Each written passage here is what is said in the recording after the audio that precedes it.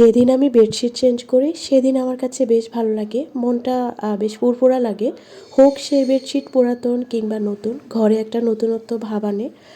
আর আসলে কি শুধু বেডশিটই না, ঘরের যে কোনো একটা কর্নার বা যে কোনো একটা জায়গা নতুনভাবে যদি একটু দেখি আমার কাছে একটু বেশি ভালো লাগে, মনটা বেশ ফুরফুরা থাকে।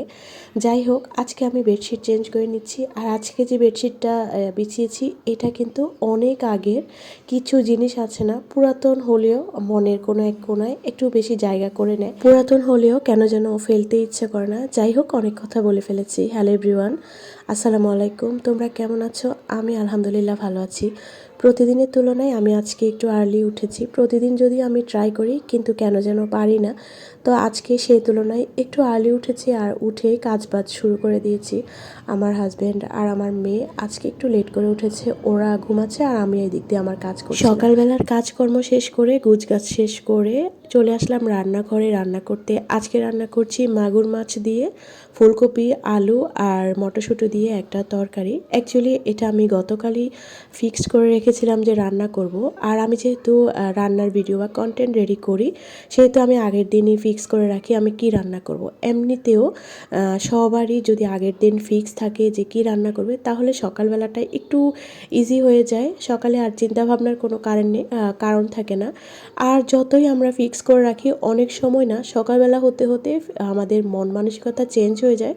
তারপর রান্নার আইটেমটাও চেঞ্জ হয়ে একটু ডিফারেন্ট হয়ে যায়। এটা মাঝে মধ্যে তো হয়, তবে ম্যাক্সিমামই আমি যেটা ফিক্স করে রাখি তেমনটাই আমি করে থাকি। যাই হোক, রান্নার জন্য ফুলকপি আর আলুটা আমি হলুদ আর লবণ দিয়ে তেলের মধ্যে ভেজে নিয়েছি। আর এদিক দিয়ে টমেটো, পেঁয়াজ কুচি আর কাঁচামরিচ দিয়ে একটা পেস্ট করে নিয়েছি। তেলের মধ্যে সেই পেস্টটা দিয়ে হলুদ গুঁড়ো, মরিচ গুঁড়ো, জিরা ধনিয়া গুঁড়ো দিয়েছি। সেই সাথে অবশ্যই লবণ আর রসুন বাটাও দিয়েছি।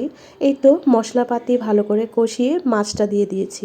আর এই মাছটা খুব ভালো করে কষিয়ে তারপর হচ্ছে সেই ভেজে নেওয়া আলু আর ফুলকপিও দিয়ে দিয়েছি।